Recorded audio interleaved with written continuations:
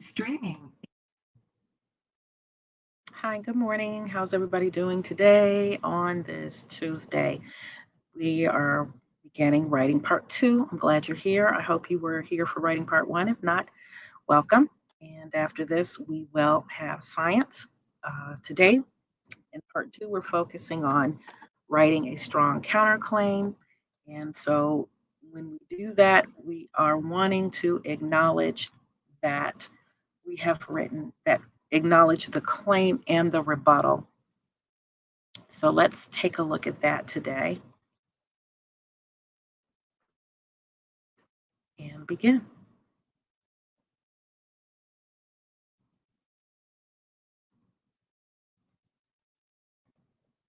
Alrighty. So I'm going to pull down this page, try to make it a little bigger. Let's take a look and then I will share it. So let's begin what we talk about when we are talking about our counterclaim. It's also known as a counter argument, and it's a special paragraph that must be included in an argumentative essay. And as stated before, you're only going to see two types of essays that you have to write or respond to on your exams, and that is an informational essay or an argumentative essay. So this is also known as it includes the counterclaim, the opposite of what your claim says, as well as your rebuttal, which is your reply to their counterclaim, where you state why they're wrong.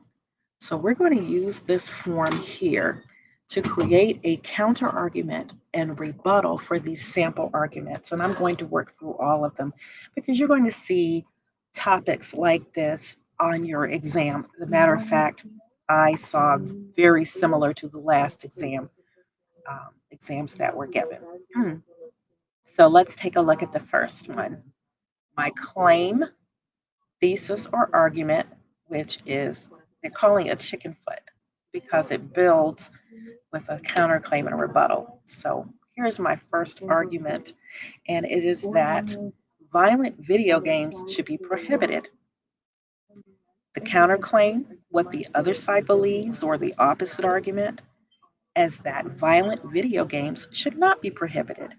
Parents should just pay better attention to the warning label and only give games to the appropriate ages of the child. And here is the rebuttal, which is my comeback to the counterclaim, and it is based on evidence. Studies show that parents do not pay attention to the warning labels, even though they are printed, and they're printed quite easily for you to see them. So I have presented my claim. I've considered what the other side believes, but I am coming back with a stronger argument. And then I would also have a conclusion where I would say, therefore, children are not protected, and that is why violent video games should be prohibited. And that would be my conclusion. But what we're talking about right now are just these three things. Let's go ahead and see if I can open this with Google Docs. Please stay in format. Please, please, please, please, please, please, please. Hey, look at that. So now I can write in here. YouTube stars should be sued for content that some view as offensive. My counter argument is that YouTube stars are expressing their First Amendment rights.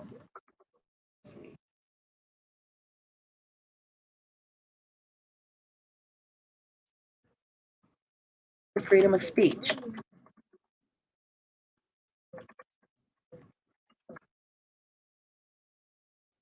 What you think about that? And they're expressing their First Amendment rights to freedom of speech. A person chooses to view the content. If you find content offensive, don't view it. Certain content.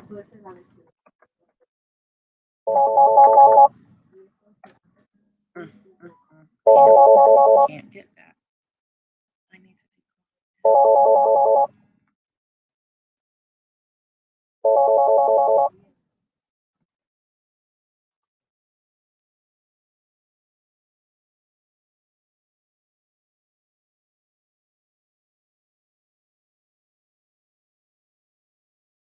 So if you find certain content offensive, don't view it. That's what I have. My rebuttal, however, is I'm going to say some content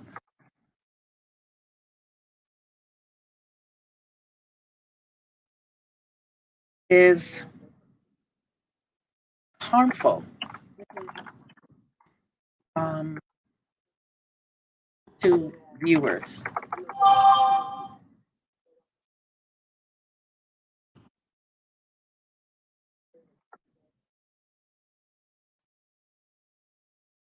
It's harmful to viewers' mental health, to the mental health of viewers. Come up with something strong here.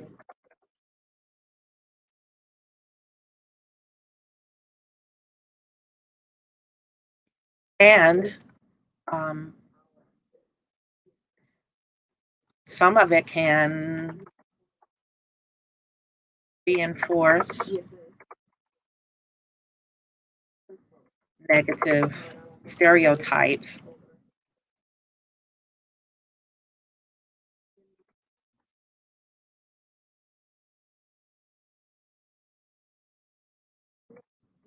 against protected groups of people. And I'll tell you what I mean by that. People who are protected against discrimination, and this can be people of color, LGBT, lesser able people, all of that. So that's my rebuttal. So you have to take a moment and think about this. When you get these essays, they're going to just throw, this is what you're going to see, these sentences here. It's going to look like that, and they're going to throw stuff at you, and you're going to be like, oh my goodness, what do I write? But I'll tell you what will be helpful. Read the news, watch it on television, be informed about what's going on around you, because this is where they are asking you to build an argument based on information that you're not going to be able to pull up. You can't pull up the internet while you're taking the test, but you've got to build an argument. Okay, so the stronger the argument comes from you being informed. Being informed. All right. Let's go to this one. Professional athletes in the United States should be able to protest the government by taking a knee during the national anthem. What is a counterclaim? Even if you don't believe it, what has been the controversy that has kept a certain professional football player off the field for the past 4 years? What has been the controversy? What are they saying?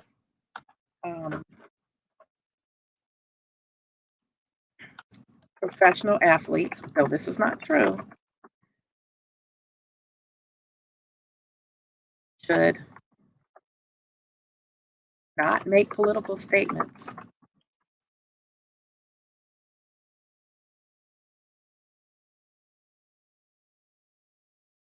that are disrespectful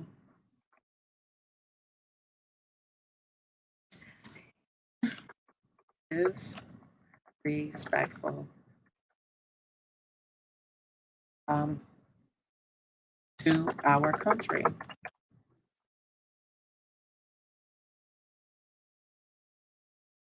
They should not make political statements. That's the first thing. And then they're disrespectful. Sports should be free of such statements. Trying to see what else I can come from. And what they're saying is just play, right? Just play. And I'm going to say that. We didn't ask you to say anything. What is my rebuttal?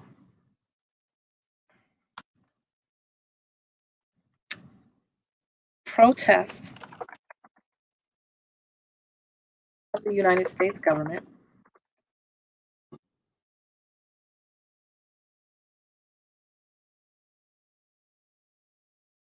is protected by the First Amendment. Here we go. What is the First Amendment? Ooh, you better know this stuff.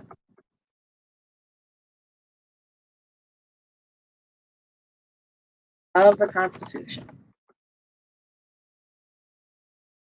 You don't know if you don't know those important amendments, you better just go right now. What is she talking about? If you don't know the First Amendment, you better run. Constitution. And that should be capitalized. Be careful when you are is protected. Protest is protected by the Constitution.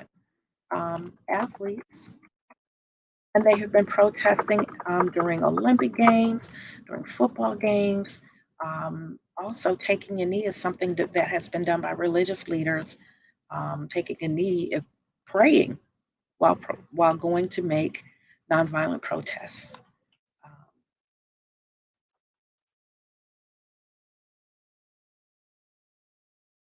it's also an expression of walking in faith, I guess, while protesting nonviolently.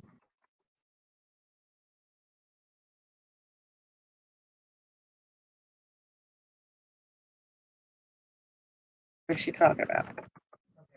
Those old pictures of King where they began to protest. Okay. It is basically just protected speech. You have to think about it. You really have to think about it. And what we're wanting to look at are benefits, also an expression. Look, I got corrected. That's all right. Here are the two others, and as I said, I'm going to do them all because I want you to think. And well, you know what? That last one, you do.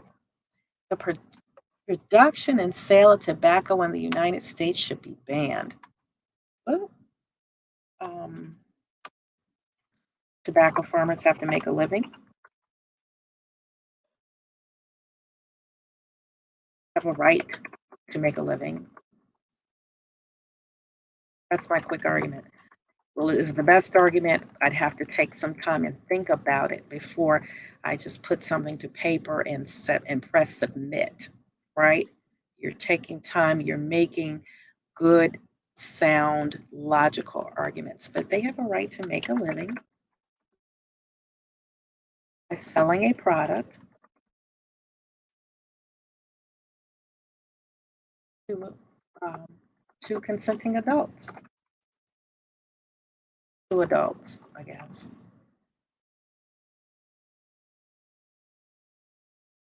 I mean, it's regulated by law. You have to be 18, right? So these are products that adults are choosing. Um, Adult consumers make the choice to buy this product.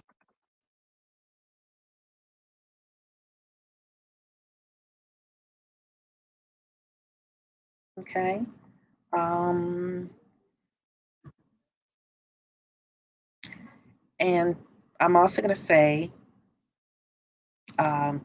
tobacco as you also criminalize banning tobacco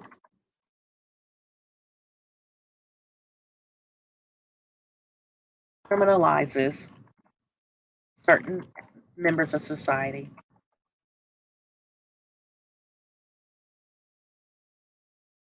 or who may be more likely to smoke. But now you become a criminal for cigarettes. If you remember Eric Garner, he was selling loose cigarettes. That gave him a criminal record. Certain members of society unfairly Certain members of society tend actually do smoke more. And do we want to make these people criminals? So tobacco should be banned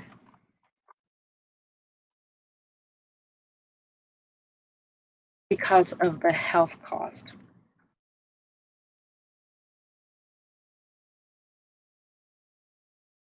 involved. Tobacco has been proved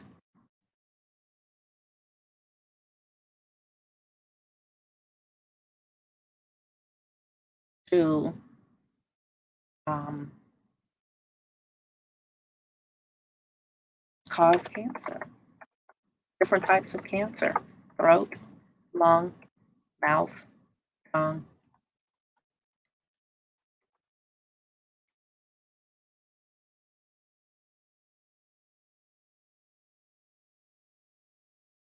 Um, Tobacco smoking harms more youth and low color. Okay, so there's my counter argument as to why tobacco should be banned in this country. I'm going to leave these last two. Medical insurance in the United States should be free for every citizen. That is my argument. I mean, that is the argument, your argument, and that is also the argument right now in our government, where we are trying to make Medicare for all, everyone having free insurance and accessible to everyone. And then the last one, even though there's an obesity epidemic in America, banning sugary drinks like soda is not the solution. It isn't. So you have to argue why um, banning sugary drinks is a good idea. And then here you have to argue why people shouldn't have free medical insurance. So, meaning that people should have to pay for it. That is your argument. So, there are two left. Please take a look and try to complete these last two. Um, you can respond by email. If you have any questions about it, let me know. I don't know what you need. If you don't tell me, that's all we have. And I will see you shortly for science. Take care.